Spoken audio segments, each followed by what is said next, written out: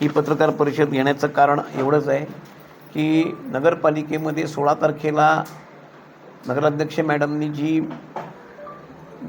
एक meeting call केली होती, त्यामध्ये उपनगराध्यक्ष व स्वीकृत नगरसेवक या दोन्ही विषयांच्यासाठी त्यांची निवड होती. त्या संदर्भात त्यांनी मीटिंग कॉल केली होती.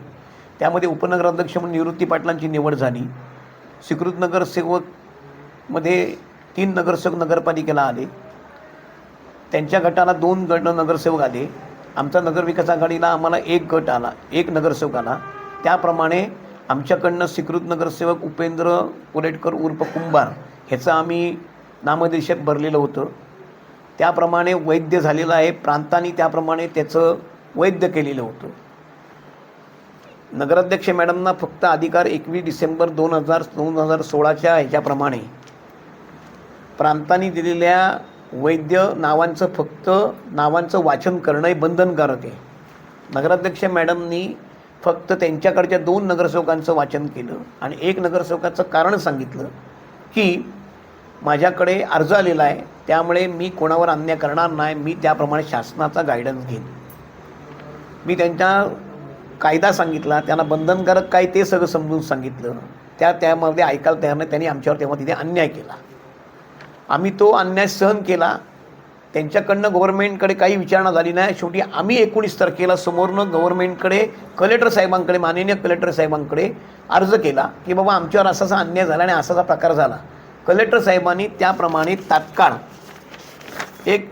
लगेच पत्र दिलं की बाबा सदरचं तुम्ही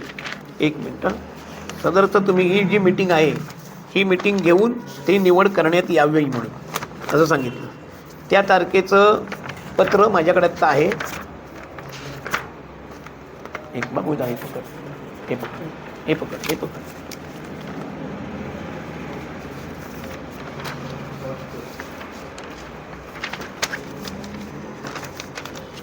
हे पत्र आहे. हे आम्हाला पत्र त्यांनी ताबडतोब कलेक्टर साहेबांनी दिलं की तात्काळ याच्यामध्ये मीटिंग घेण्यात यावी आणि डिक्लेअर करण्यात यावं.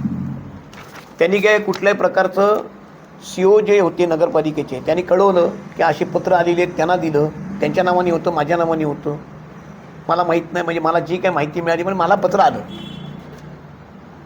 जे COनी काम करायचं आहे ते COनी काम एवढंच केलं की जाऊन त्यांच्या कानावर घातलं. त्यांनी सांगितलं की हो केलं, मी कलेक्टर साहेबांना भेटते. कलेक्टर साहेबांना त्या भेटायला गेल्या का काय केल्या आम्हाला माहीत नाही. कलेक्टर साहेबांकडनं आम्हाला नंतर एक पत्र आलं 20 तारखेला की सदरचं काम तुमचं जे काय रजिस्टर केलं आहे ते आम्हाला सगळी माहिती तुम्ही येऊन तुमचं म्हणणं देण्यावर एक तक्रार झालेली आहे. आम्ही पेंडकरनी काहीतरी तक्रार केली, मोने म्हणून आहेत त्यांनी काहीतरी सही त्याच्यावर केली होती. त्याच्यावरती आम्ही आमची बाजू मांडली. त्याच्यावर त्यांनी आम्हाला सगळ्या लोकांना ॲफिडेविट द्यायला सांगितलं. आम्ही ॲफिडेविट दिले. नगरपालिकेमध्ये आम्हाला जे काय आमच्याकडे माहिती होती सगळी आम्ही पुरवली त्यांना. त्याच्यावरती कलेक्टर साहेबांनी ते अर्ज सगळे फेटाळले. त्याचं हे पत्र मला स्वतःला आलं, नगराध्यक्ष मॅडमना आलं, COना आलं आणि म्हणजे मोनेला पण गेलं. हे पत्र माझ्याकडे आहे. आमच्यावर जो अन्याय चाललेला आहे तो अन्याय जाणून बुजून करतायत. CO साहेबांकडे जी जबाबदारी होती की फक्त ऑफिशियली जे काय कलेक्टर साहेबांकडनं आले ते त्यांना कळवणं, त्यामुळे CO साहेबांनी विटासीन अधिकारी ते आहेत म्हणून त्याला सांगितलं बाबा मॅडम हे लावा. असं जे माझ्याकडे माहिती त्यांनी सांगितली ती की बाबा आपल्याला ही मीटिंग लावणं गरजेचं आहे. त्यांनी कारण सांगितलं आम्ही इलेक्शनमध्ये आहोत.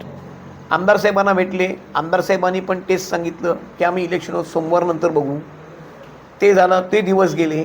आता परत CO साहेब त्यांना 2दा जाऊन बोलून आले. नगराध्यक्ष मॅडम परत सांगायला लागल्या मी कलेक्टर साहेबांकडे जाते म्हणून. त्याच्यानंतर आमदार साहेबांनी सांगितलं मी त्यांच्या कानावर घालतो.